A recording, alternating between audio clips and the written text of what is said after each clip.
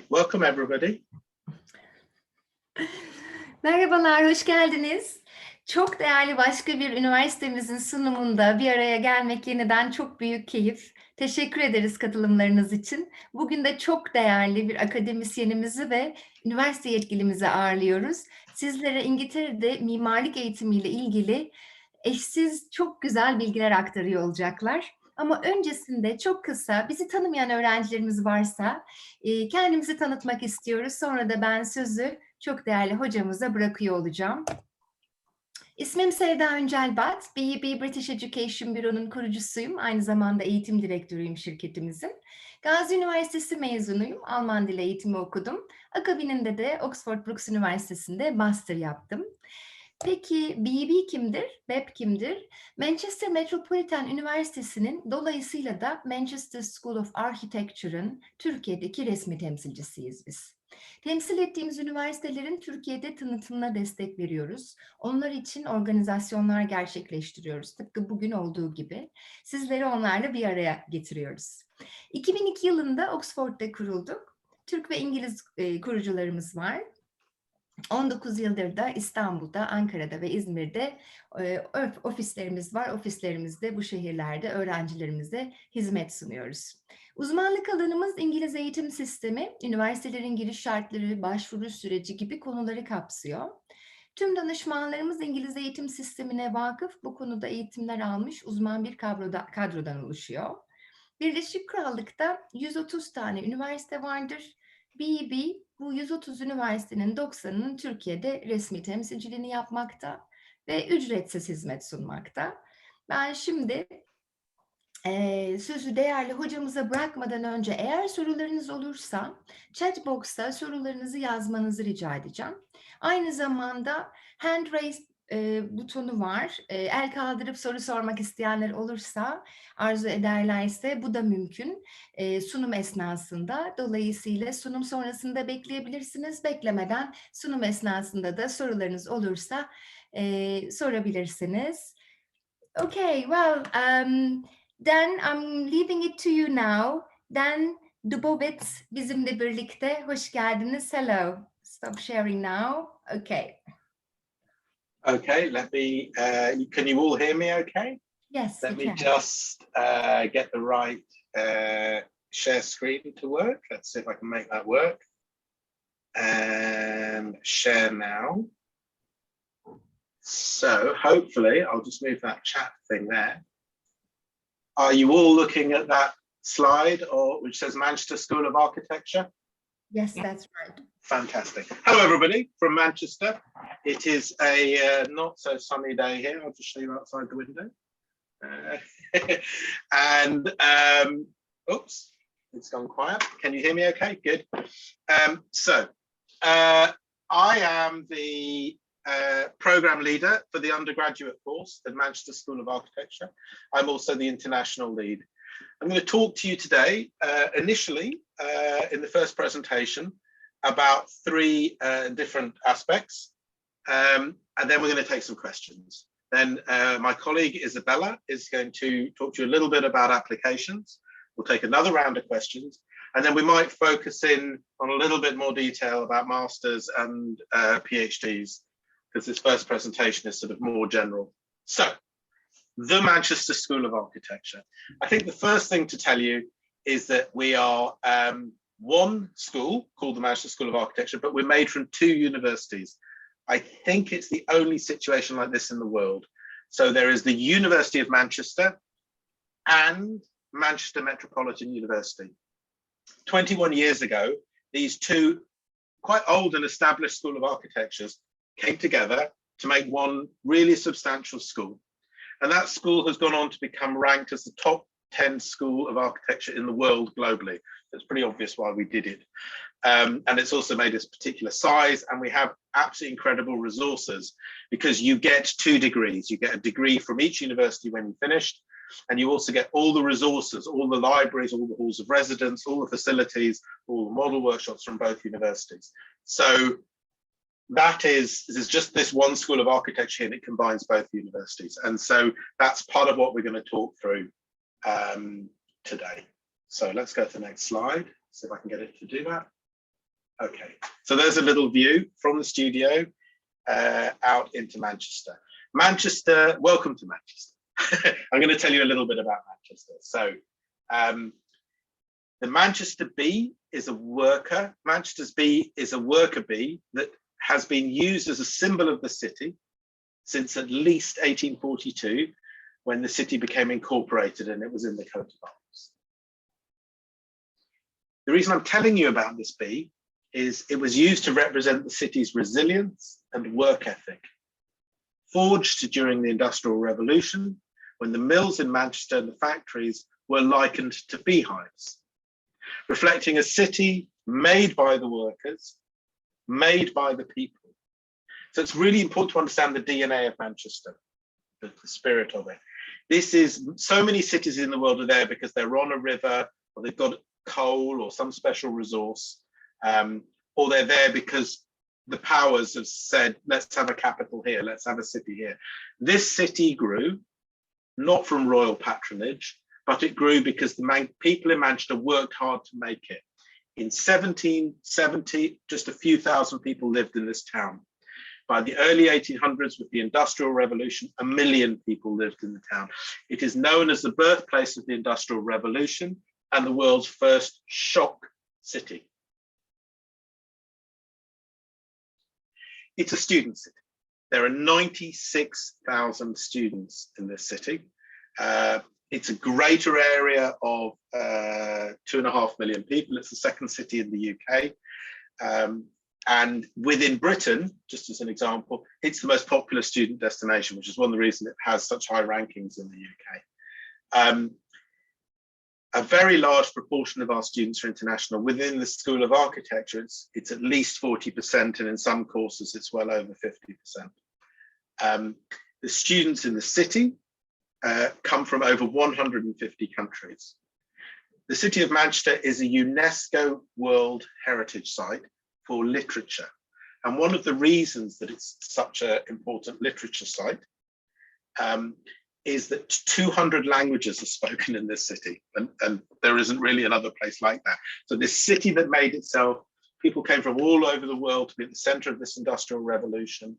Great literary figures like Engels and Marx wrote the Communist Manifesto in this city, and Engels lived and worked here and wrote his book on the life of the working class from his experiences of Manchester. So it has these great literary traditions, and it's really known internationally as the radical city because of all the political changes and the political movements that grew out of this place. I don't know if you can see it from Turkey, but there is a sort of documentary about Manctopia, about the transformation of Manchester. So I'm an urbanist, and one of the things that makes the city so exciting, I've come to this city to work in it because it's exciting, is that it's a city that invented itself in the 1800s from nothing, and the first shock city. And right now, it's reinventing itself again after a big post-industrial decline as another shock city of how to move forward in the world after you've been an industrial city. And this is a very important thing to understand internationally, because everybody's trying to work out what a post-industrial city looks like. And Manchester currently has 100 cranes on the skyline, even through this lockdown, turning at night with their red lights. So there's a lot of development going on. The excitement about being Manchester and studying architecture and urbanism here is you're right in the thick of it. You're in the city centre, you're in 2 universities. The motto of the school is in the city of the city. We engage with our projects directly with what's happening here. And you feel right in the thick of it when you're studying, and the campus is right in the centre of the city. Okay. So this section now is just really about the DNA of the school. I'm going to speed through these slides because you'll have a lot of questions and there'll be a lot more to do. But these slides really talk about just some of the things that some of the staff talk and think about. We believe in diversity and choice as a driver for innovation. We acknowledge the scope of opportunity that architectural education provides and encourage interrogation of limits to identify opportunities for innovation. These are just a series of quotes because I think they give a sense of the diversity of the school. I'll read one or two of them out. Architecture is the only art that you can't help but feel. You can avoid a painting, you can turn off the television, you can decide whether to or not to listen to music, you know, you can even try and avoid history, but good luck getting away from buildings and cities. You live in them, you use them, you work them, and that's part of what describes this, this discipline. Architecture is where imagination meets life. Because a lot of you are already on a course in the room, I'll speed through these. Architecture is first and foremost about serving people and society. This is architects' responsibility to design buildings that fulfill their practical purpose, bring people together and connect us to the natural world while preserving precious resources. Architecture is the art and science of making sure that our cities and buildings actually fit with the way we want to live our lives. The process of manifesting our society into our physical world. Architecture is a kind of urban ballet. Architecture is full of romantics, it certainly is. We believe that a small change to the built environment create the aspiration for a better society. Architecture is an expression of values. The way we build is a reflection of the way we live. Architecture is an untapped resource of magnificent stories waiting to be imagined, visualized and built. I'm going to stop on this slide because I made that. So some of the things I'm going to talk to you about is the fact that we've got incredibly high caliber of staff. They're all involved in cutting edge research or cutting edge practice, or sometimes they're both. And we're also very strong on pedagogy. And all of us bring live projects and the practicing that we're doing to the studios and to the teaching. So everything I've been talking about, this post-industrial city. When I first came to Manchester, it was because I won a competition and a commission to work on the transformation of an area that was derelict in the city centre called Ancoats.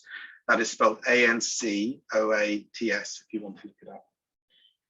What you're looking at now is, after 15 years of working on it, we transformed an area that was wastelands that no one wanted to live in, that was a classic post-industrial ruin.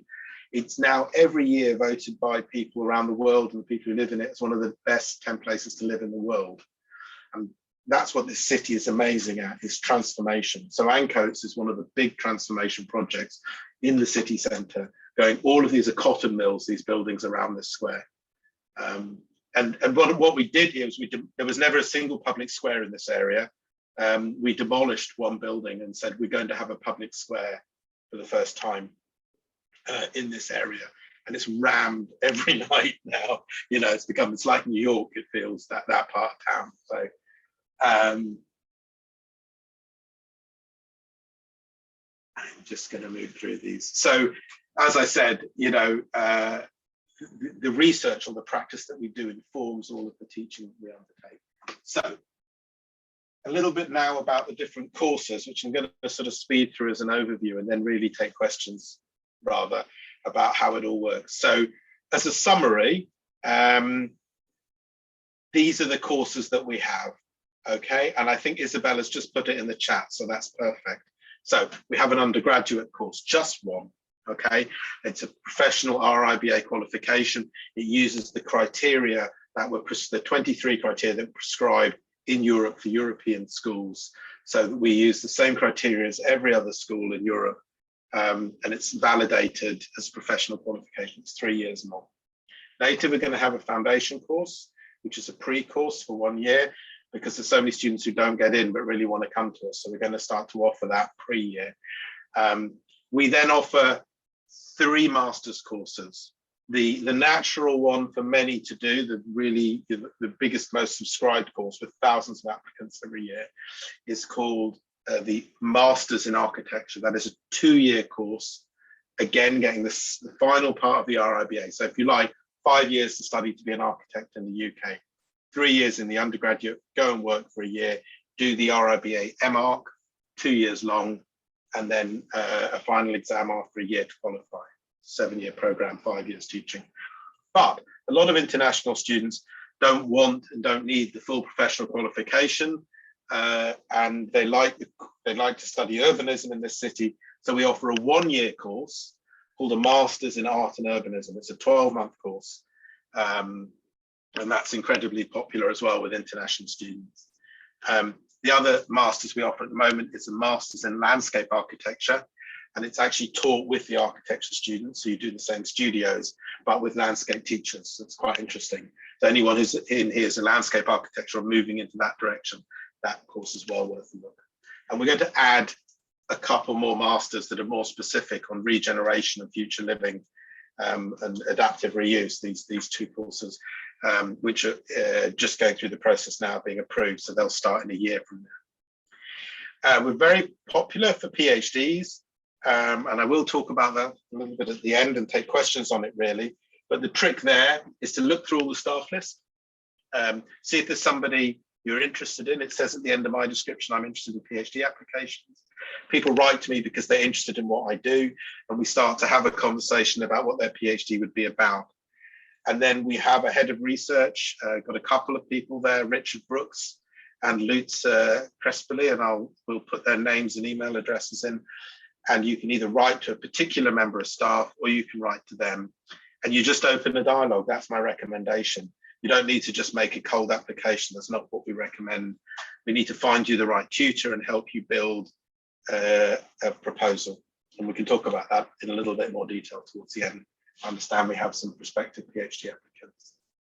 Right, back to the presentation, another 6 or 7 minutes, and then I'll take the first questions. So, Manchester School of Architecture is an innovative collaboration between Manchester Metropolitan University and the University of Manchester.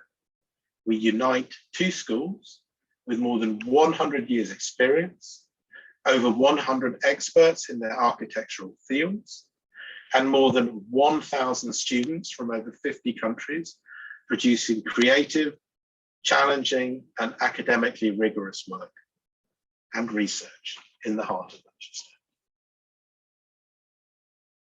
There are two campuses. There's the Manchester Metropolitan campus and the Manchester University campus. I don't know if you can see my cursor, but if you walk up here, the minute you cross this road here, you're in all the University of Manchester buildings. So it's not like two campuses and you have to walk between them or something like that. They're actually conjoined and they overlap a little bit with each other. Some of our buildings are in their area, some of theirs are in ours, next to each other. So what you have in Manchester, just over here, is a road called Oxford Road. You'll see it on the map. And you walk there 8 minutes and you're in the rest of the city centre. You're basically in the middle of a city because it's quite big. This is the building where the architecture school is. So we take the top floors of this building.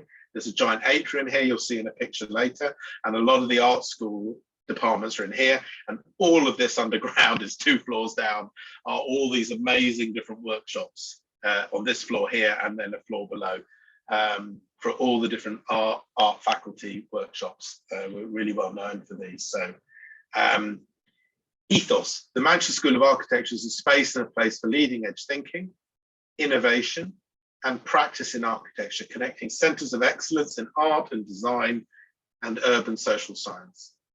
Our students become architects that are professional and socially aware, connected to and able to influence wide-ranging networks. I hate this drawing, but it tries to give you some information. So let's have a go. Okay, the first thing to note about it is that there's 38,000 students at Manchester Metropolitan and about 38,000 at University of Manchester. Then in this circle here, you've got the art and design faculty. In this circle here, you've got the School of Environment, Design and Education at the University of Manchester.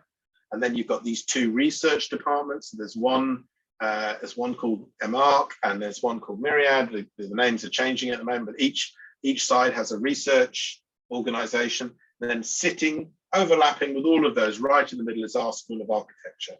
So unless you're on a PhD, every other part of the course, you wouldn't know which one you're in. You're just at Manchester School of Architecture.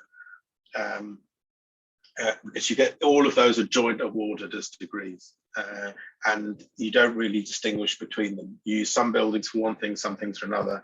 You just feel like you're at Manchester School of Architecture. Okay, we've remained in the top 10 up and down at different points, but consistently somewhere in the top 10 on average over the last, I don't know, 4 or 5 more years. I've been looking at it. It's been that for several years. So And in a way, we score particularly well on employability. So I think we're second ranked for employability. It's worth drilling down into the details as well. We're pretty good at what we do. We're also pretty popular in the UK. Students think we're just a great place to study, and you'll see some of the comments that students give. So although I keep describing all the technical things and all the kind of my sense of the school, because I'm interested in the fact that why have I come to teach here? What do our external examiners say about us? They say you're just about the most socially and politically engaged school there is. You know, you're plural, you take on everything. You don't go there to be a technical person just turning out a sort of narrow scientific conclusion to something about how to do something in building science, you know, and you don't turn out people who are just building cathedrals in the sky that can never be built, or narrowing down into one part history and theory. Whatever anybody's doing there is grounded in how it's going to impact society and be part of social change, cultural change, political change. So we're a very engaged thing, but really what I don't talk about enough, so I've made myself a slide, is that we're all interested in the amazing things we can think of in imagination. So saying, you know, what inspires all of us as staff and as students is what we can imagine. So research informed teaching, we've got clusters. They're not particularly helpful because they're very general. So we've got a group of feminist practitioners, you know, and they sit within one of these. I do the transformation of cities. I can choose which one to sit in. I can sit in nearly all three of these or four of these. But at the moment, we have one called Built Heritage, we've one called Citizen Engagement, we've one called Urban Futures, and we've one called Architectural Pedagogy as just how we teach. And also we do a lot of knowledge exchange because we do a lot of live projects. Okay. The undergraduate is, you know, structured like any school of architecture in the world for the first 2 years. As soon as you pass year 2, everything changes to the kind of unique structure that we have. So in our BA, this yellow drawing also shows you that you've got, you know, 50% of your marks are for studios, 25% for humanities, 25% for technology. Each year you have studio in 2 parts.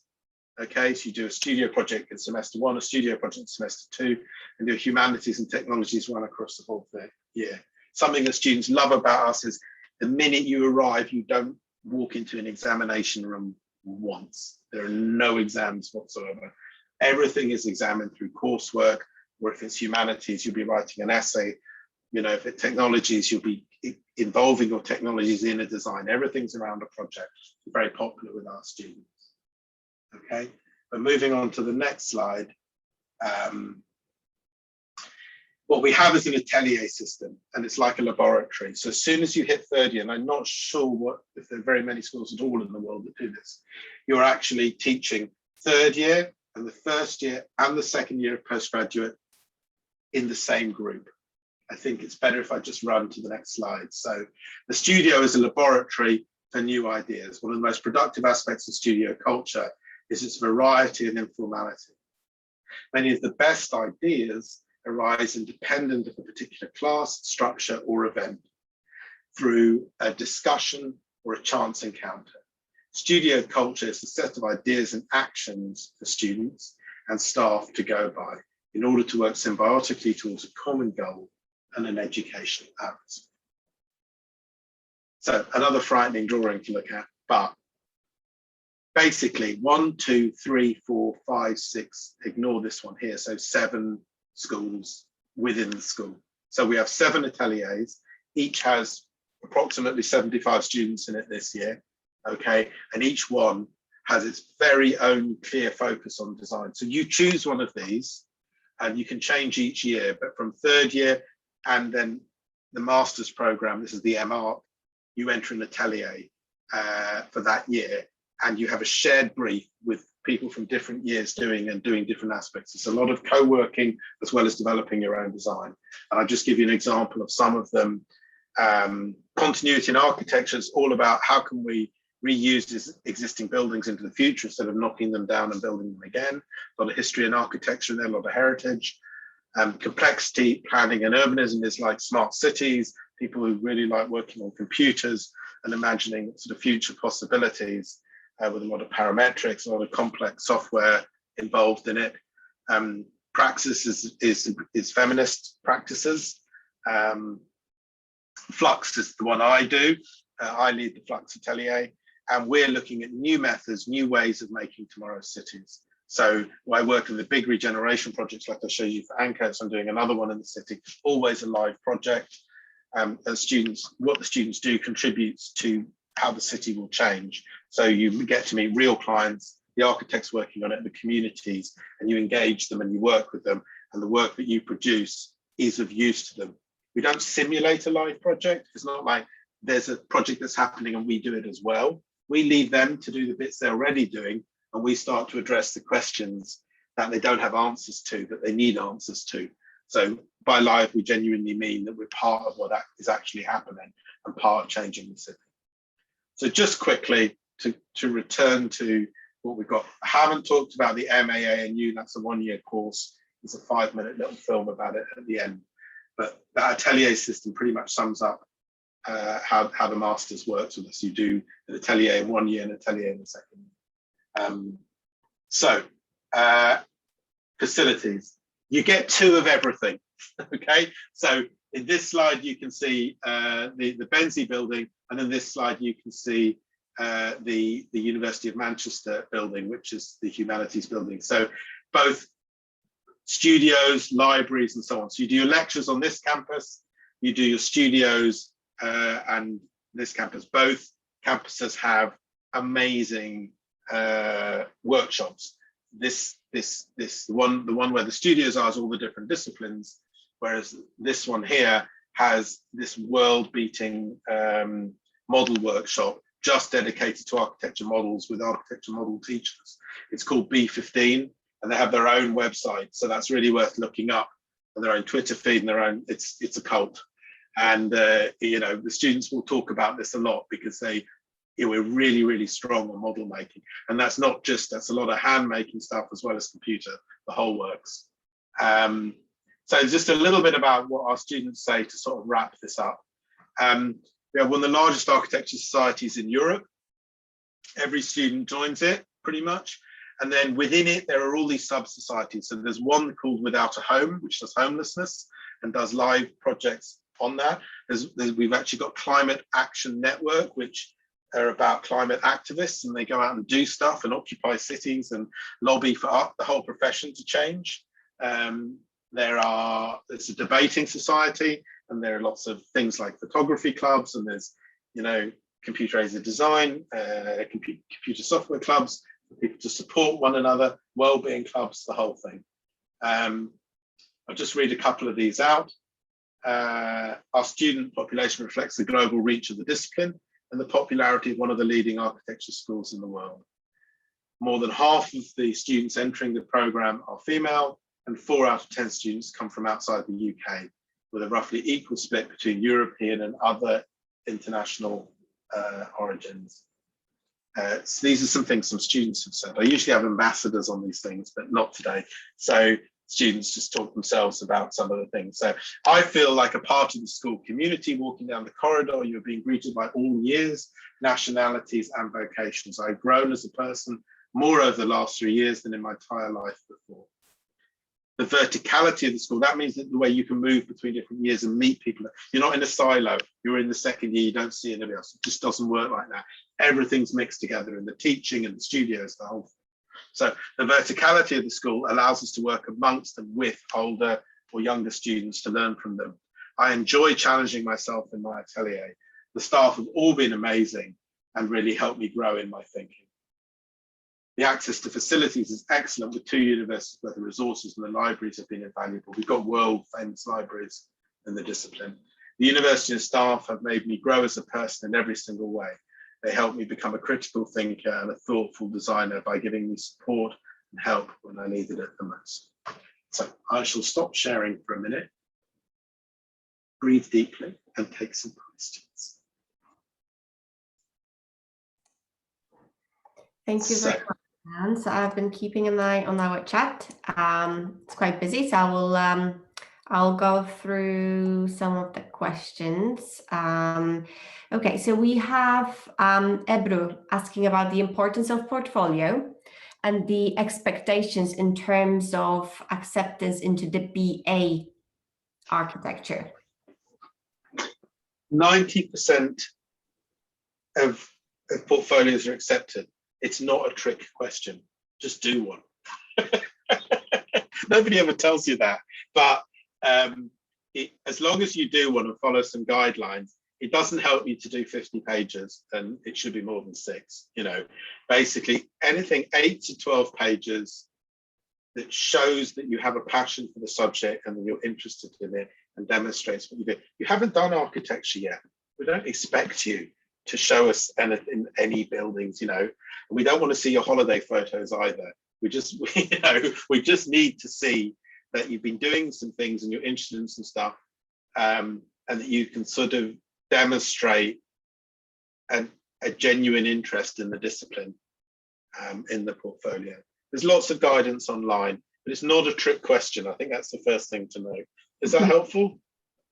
Thank you, Dan. And I've also sent Ebru the link to the kind of portfolio guidance we've got on the website. So hopefully that's all covered. Yeah. I mean, people always say, can I not see some examples? But then they copy them. And the biggest thing we don't want you to do is do one like somebody else. We just want to see what you've got to say about yourself. It doesn't help us if it looks like somebody else's at all. We don't judge, you know, there are people who study architecture that haven't done any art or any drawing yet. We don't, you know, so it's more just having a go at it and seeing what you know, telling a story about yourself through these 10 or 12 pages. Okay, then the next question is regarding MA Architecture and Urbanism and the possible route to part 2, the REBA RB, which of course I know is different to the MArch, but it is possible. And Khan would like to know how that works. So doing the MA Architecture and Urbanism and then possibly applying for the part 2. Yeah, I mean, if you've got a 2-1, just apply for the MArch. No point doing the MA Art and Urbanism first. If you think you want to do a part 2, apply for the part 2. Okay, that's my advice. You know, there are people who've been on our MA and U and realised, oh, I really want to do the whole thing, and the British system's for me. So if they needed to know that first and try it out first, that's fine. But if you can work it out before you come, just apply for the MArch in the first place. You only apply for the MA, ANU if you know you don't want to do 2 years and you're not concerned with the RIBA qualification. And I think it's important to add, and I think one of the students asking a similar question about the MArch and the requirement of REBA 1. So we often get questions from, well, myself as well, I'm sure Sevda and Imran, about can I actually apply for MArch if I studied my architecture degree in Turkey and it doesn't, of course, come with the part 1. Would you be able to expand a little bit on that? Absolutely. My understanding is you do not need RIBA part 1 to study RIBA part 2. Okay, and as long as you have an architecture degree, undergraduate degree, you can apply for MArch. Now, we will look at your architecture degree. So if you did it in an art school and you only had elements of architecture and you were also doing fine art and sculpture and other things, and it wasn't really a full architecture degree, that may not qualify you. So what we'll be looking at is whether if you did an equivalent professional qualification for Turkey for your degree, then you've got enough architecture to do the MArch, and we'll look at it.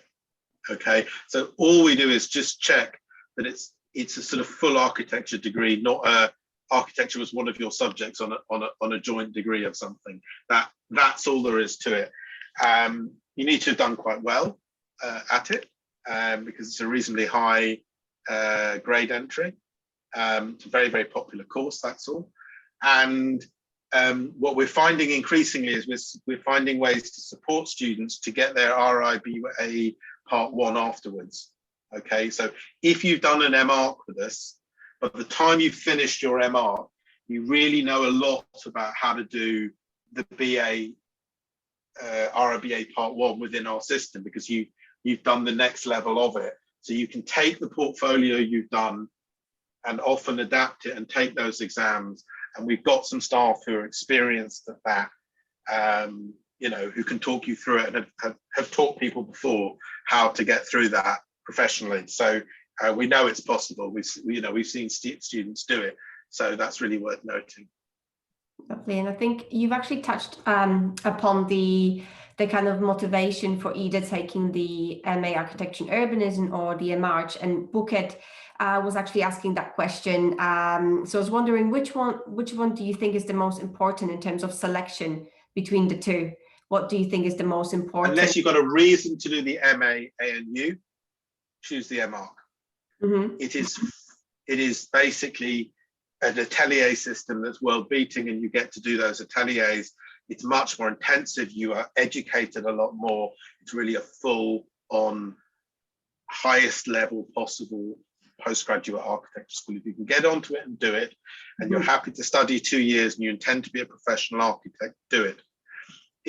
If you're coming here and all you can afford or all you want is 1 year and you want a lighter course, then that's why you choose the MANU. It's not that it's not as good, it's just a lot less. It's 1 year, it's not half of an MR because it isn't the atelier system. It's designed to be that you can get all you need in a year that's useful to you, but it isn't in itself a professional qualification. It doesn't have a lot of the criteria. It's not as hard, you know. It's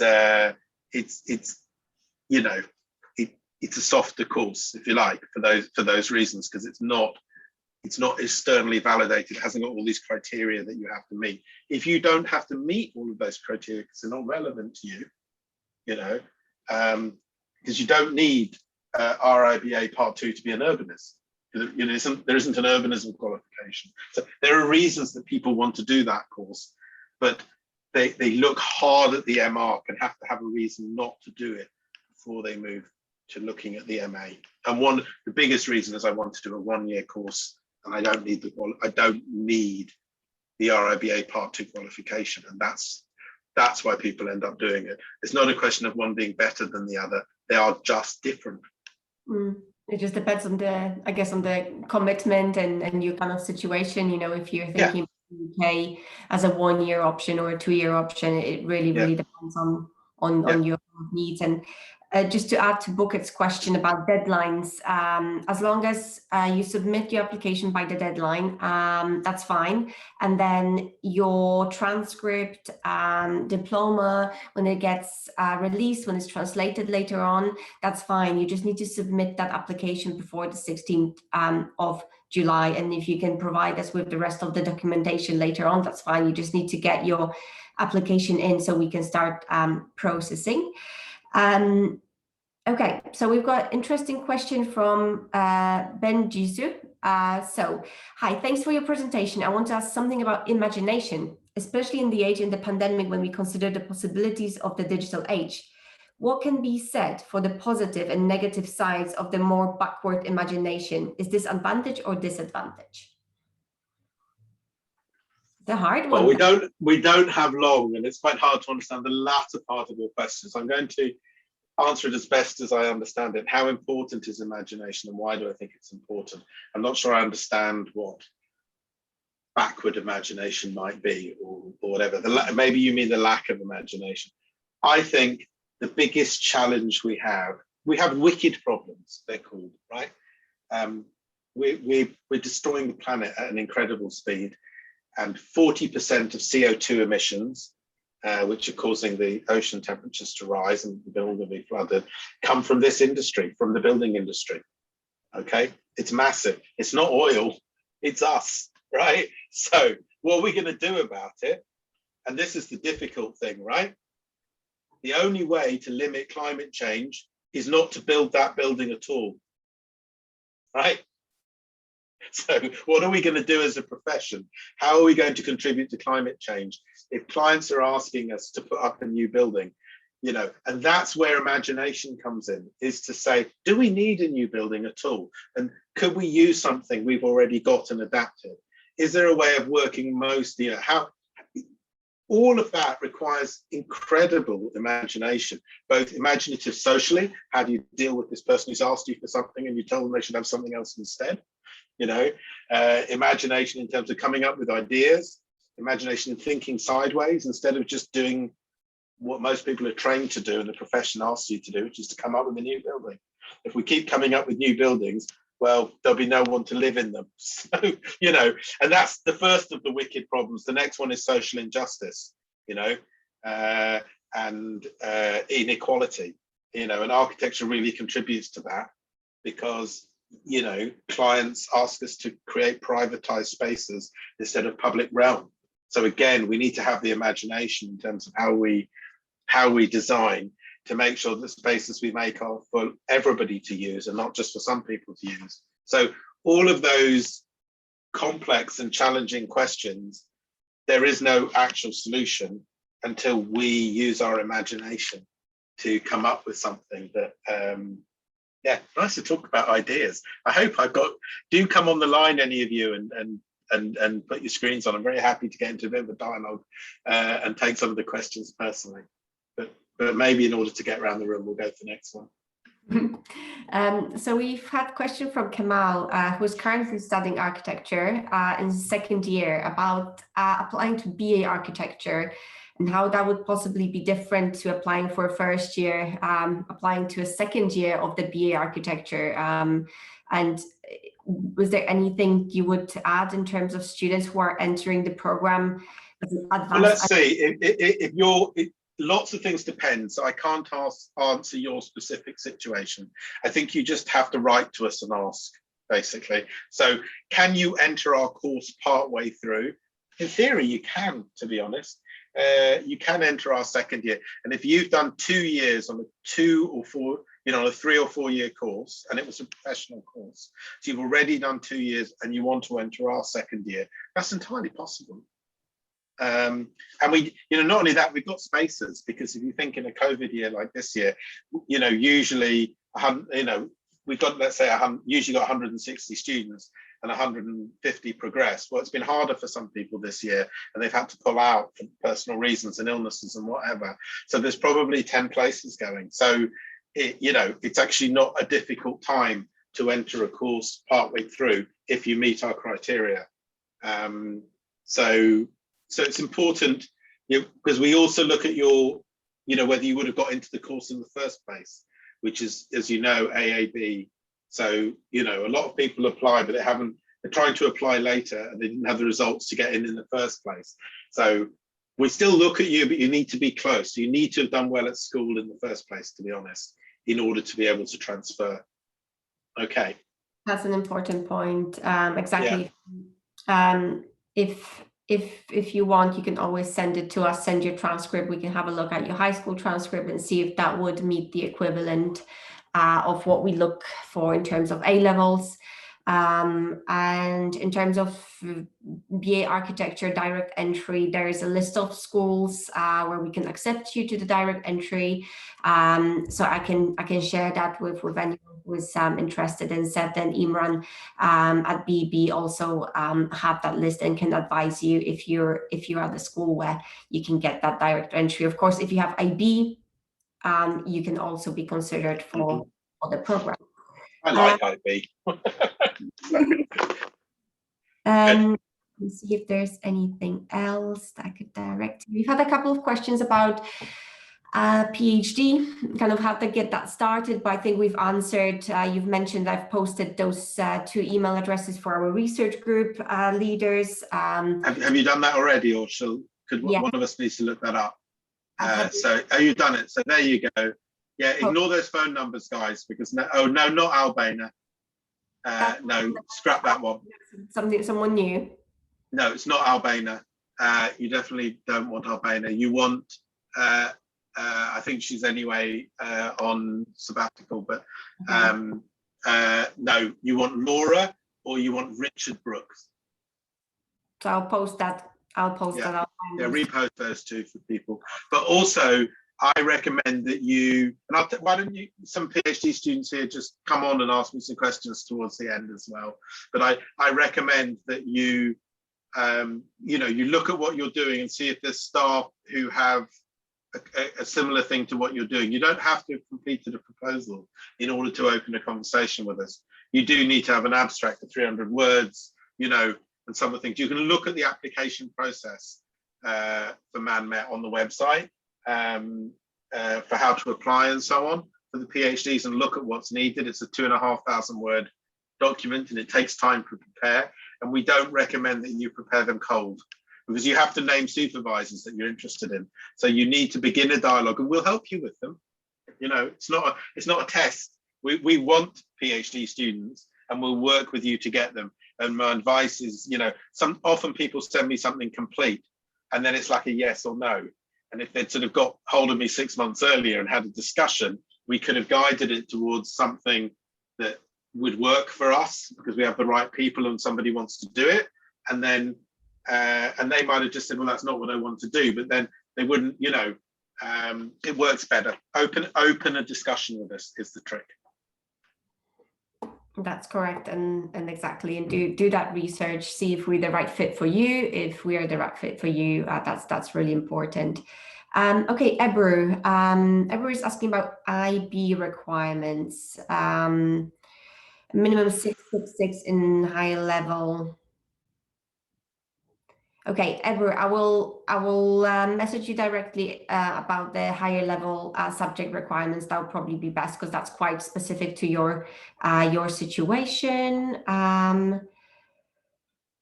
Oh, and then we've got in addition to the question about imagination. What was that? Yes, I'm enjoying that. I was just reading that. So I don't know how to pronounce your name, Bengisi. You're welcome to come on the screen if you like. Now that I understand that you were talking about increasing digital possibilities, holding back imagination. So I introduced a new course this year called Skills, and didn't tell anybody, but no one's allowed to open a laptop. So it's entirely analog skills, and there's skills like walking. You know, how can walking contribute to the design of architecture, or how can carrying an object into a space contribute to designing architecture? Inscriptive practices, a lot of drawing, a lot of using the hand, eye and mind coordination to return people to all the skills that we have as human beings that we lose because we're staring at our phone, pressing buttons and on a screen all day, and not engaging with the people around us and the environment around us. So I work quite hard at that side of imagination, and the need to put your phone down once in a while and your screen and go and talk to some people and work with them. So good questions there. I'm interested in those.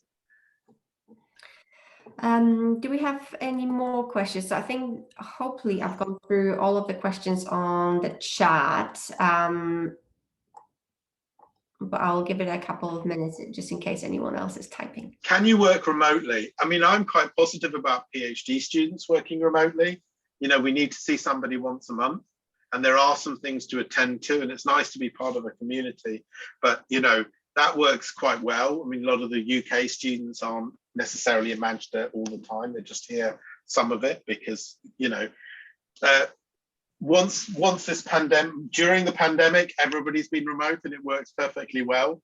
And we're probably going to carry on doing some things remotely anyway because they work better. Some of the, like I run a series of international talks called Provocations, and it means that I don't need to fly somebody from Nigeria to come and give a talk.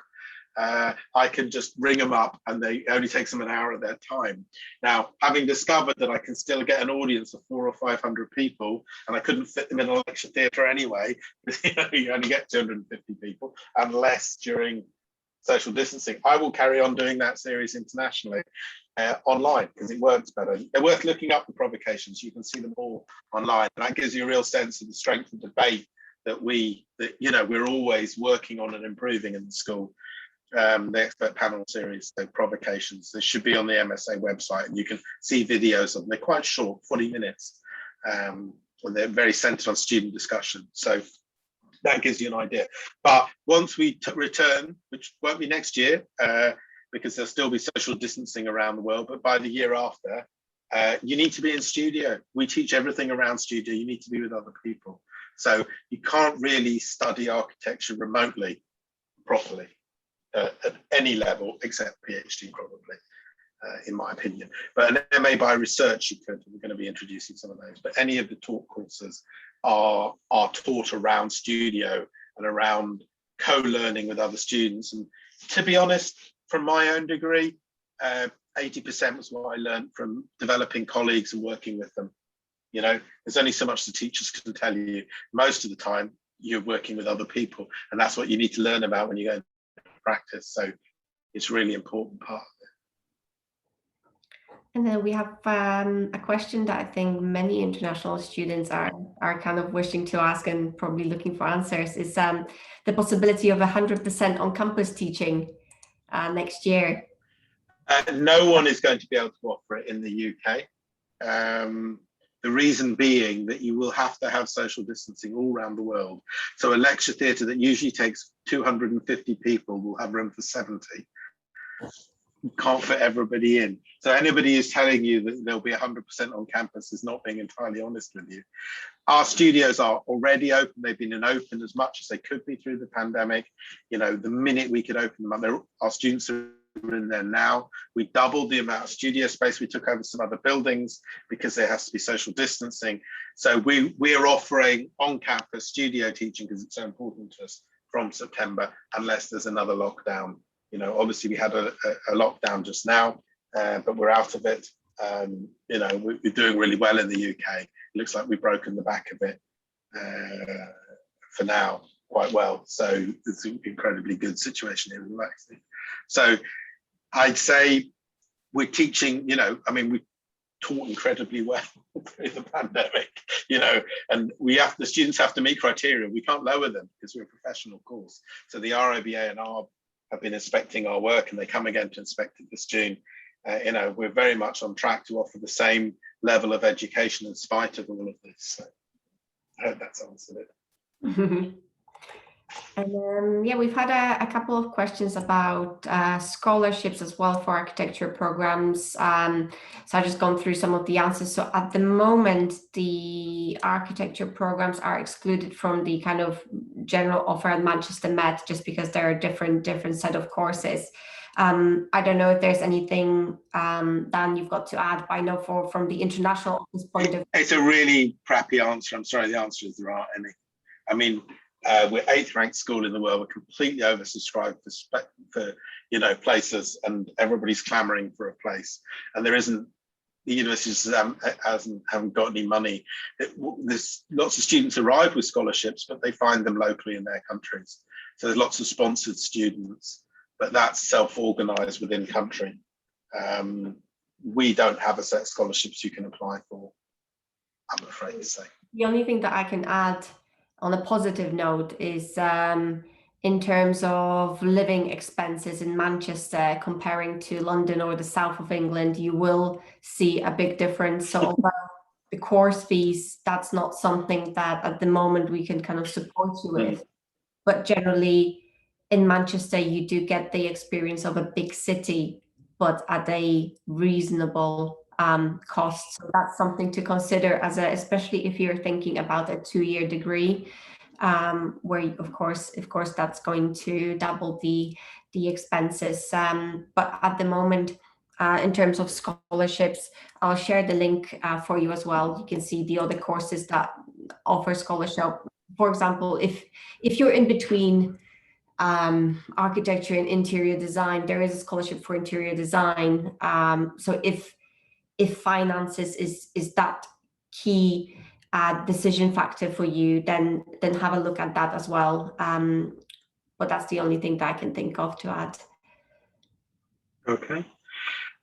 When we're close to wrapping up, I recommend that after we've sort of taken the last questions, unless you also have a little presentation to do, Isabella, or anything, I think we should play the 2 films just after we close out, so that they're just 4.5 minutes long, everybody, and there's a talk through the MArch and a talk through the MA. So how do you guys want to sort of go forward from here? Because we've probably run down through all the questions now. I don't know, Sevda or Imran, do you want to, what's your suggestion? Kind of what do you think in terms of the frequently asked questions that you get? Is there anything that we could add? Brilliant questions, brilliant answer, great presentation. Thank you so much.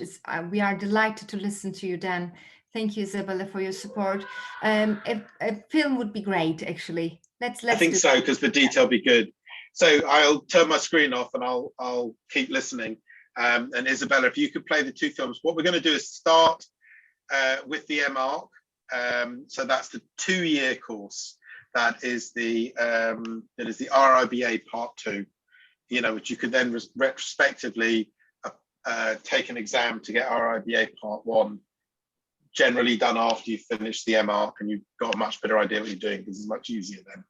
Okay, it's a couple of £100 to do the exam, but there is you have to make a portfolio and stuff to be able to do it. So we'll show you that one, introduced by a woman, Sally Stone, who's the current program leader, and then we'll follow that with another 4.5 minute thing. And the guy doing that is just the interim program leader. So. But he does it reasonably well, and there's a lot. If you're interested in the MAN, you just find their Twitter site, and they're by a guy called Eamon Caniff, who was the program leader. He still teaches on the course, but he stepped down as program leader this year, and he's a brilliant teacher. And so he's the one who led it and built it. He's a very, very dynamic teacher. So really worth looking at the kind of online presence that course has. It's it is an exciting course. So you'll get those one after the other. You were going to give 2 new contacts referencing the PhD. Did I miss something? So you've had one of them already, which is Lutz Crespoli, and the second one is a guy called Richard Brooks, and Richard Brook with no S, and Isabel's going to give that in a minute, or I will. So Isabel,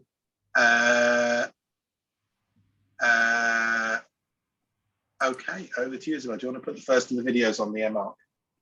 Lovely, I will do. Okay, so I'm just going to share that first one. Hopefully that's going to work. Okay, can we all see the full screen? Yes. Students must be inquiring, activist, and vigilant. They should expect higher education. They should expect higher education to provide them with the means to think seriously about the world, to question the manner in which it is occupied, and to look beyond the current situation to understand why and how it has arisen, and to imagine alternative futures. All built environments are products of the culture that created that environment, and it is the role of the student to interrogate this, to examine and analyse the existing conditions, to upset the status quo, and to propose a different solution. The next generation of architects need to be able to think laterally, to react quickly to the changing situation, and at the beginning of the 3rd decade of the 21st century, to have confidence to think beyond the expected into a radically new future. Difficult, incomplete, and contradictory problems are addressed within the MArch programme. These wicked problems include climate change, environmental degradation, social responsibility, changing priorities within domestic organisation, heritage, and the future of the already built, new materials and new methods of construction, and health and well-being. The vast collection of research-informed projects are testament to the commitment of the staff and the students to the search for a radical solution to an ever-changing world, and also to the pursuit of beauty within architecture itself. The MArch is a lively, student-centred environment where peer-to-peer learning, practice-based research, and live events projects can connect students, expert academics, digital design professionals, and wider communities. On this course, which is jointly run by the University of Manchester and Manchester Metropolitan University, you will enjoy the benefit of the resources and expertise from both institutions. And during the MArch, you will develop, expand, and refine your design and theoretical skills while creating a portfolio that will enable you to find employment in a leading architectural practice. And as we said, the Manchester School of Architecture is a unique collaboration between the Manchester Metropolitan University and the University of Manchester. It's continually ranked as one of the best schools of architecture in the UK, and at the moment it's 8th in the World QS rankings. It's engaged and responsive design teaching, working with expert research and active academic staff and leading design professionals. Students actively take part in the research culture of the school, and opportunities for study exchange in Europe through the Erasmus programme are still available. Despite lockdown, despite COVID, we are still working with European partners on the exchanges. And at the moment we have exchanges with Venice, with Milan, with Paris and with Münster in Germany. The MArch is a full-time programme and it lasts for 2 years. The studio elements of the course are delivered through research-driven clusters called ateliers, and these align with the strong interests of the research activity and mutual interests of the staff. This will enable you, as students in those ateliers, to develop ideological positions that are critically underpinned by seminars, workshops and symposiums. The first year of study will enable you to locate yourself within a broad range of perspectives in relation to contemporary architecture and urbanism. The second year will build upon this knowledge and developing skill set to orientate you towards a suitable role in the parameters of the profession. We are still hoping that study tours and international collaboration with other leading schools and organisations will take place. All students are required to undertake a number of different submissions, and this includes a 10,000-word dissertation, detailed examination of building proposals, annotated reports, methods of exploration, and a design thesis. Thus, the Master of Architecture contains a range of diverse ateliers and expertise, which enables us to provide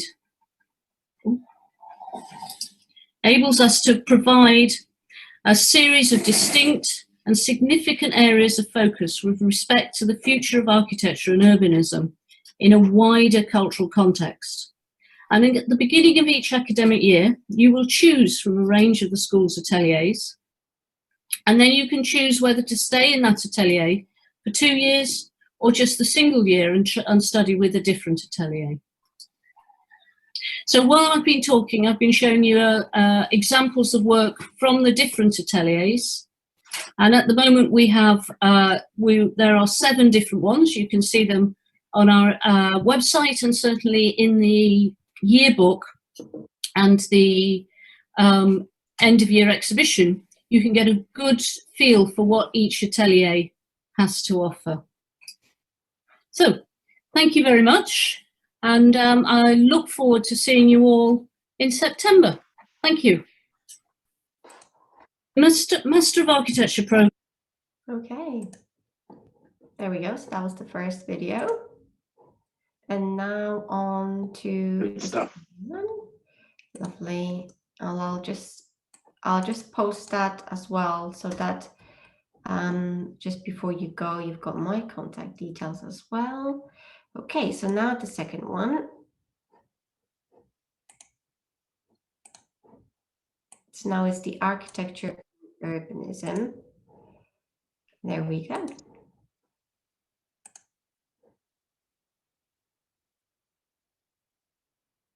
Welcome to the Manchester School of Architecture. The MA in Architecture and Urbanism allows you to study and conduct in-depth research into the influence of global, cultural and economic forces on contemporary cities. This is a taught postgraduate course that places relationships between cities and their users at the core of the discipline. We focus on the global issues of urban form, its history, future directions, and the significance of architecture in framing the life of cities. The course is a balance between the professional concerns of architecture, urban design, and master planning, and research interests in urban heritage, placemaking and future cities. Students follow a personal plan of research through both written and design projects, which address the issues of the contemporary city.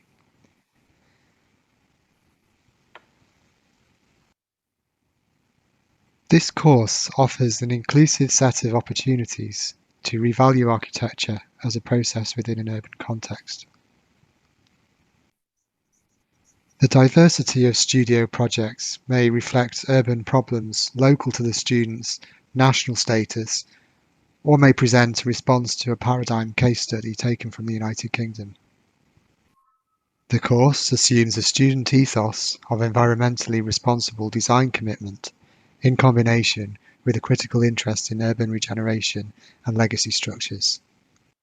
The Manchester School of Architecture is well integrated with the vibrant architectural community of a culturally diverse city, a powerful regional profession, and an extensive and active array of international partners. The programme is highly respected for the capability of its graduates, who succeed in the trans-global setting of research and practice in architecture. The context of the rapid densification of Manchester City from post-industrial to regional capital provides a context for the student to benefit from conferences, exhibitions, lectures and publications. Combined Manchester Metropolitan and University of Manchester arrangements permit students the shared use of model making and library resources, with opportunities to collaborate and disseminate their work across a variety of platforms.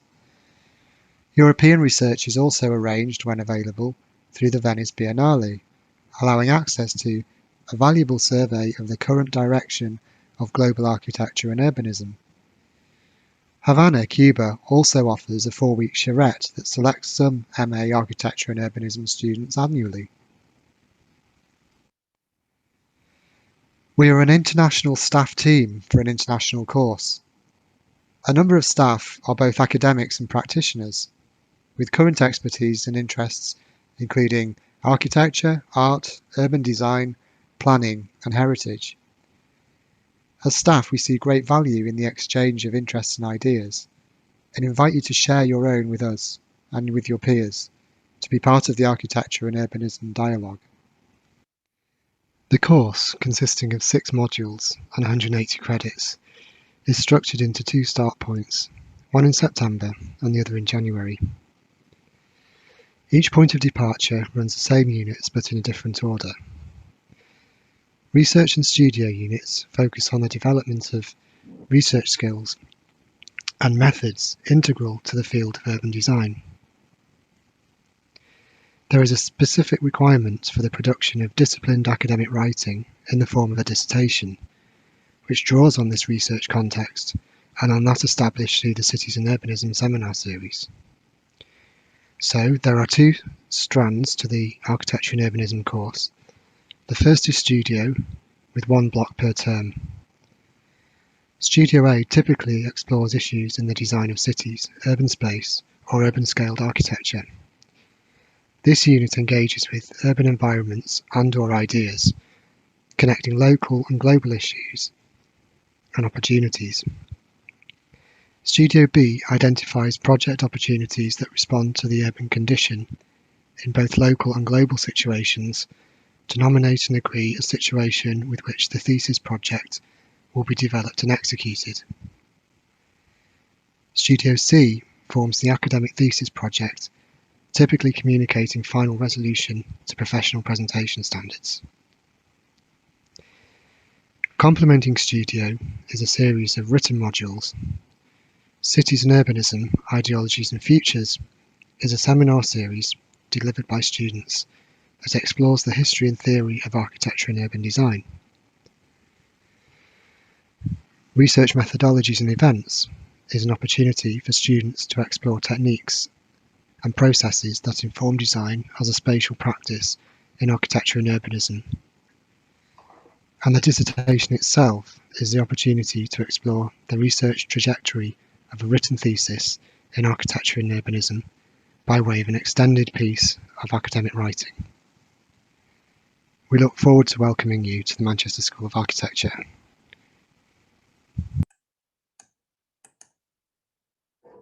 There we go. That was a lovely ending to that message.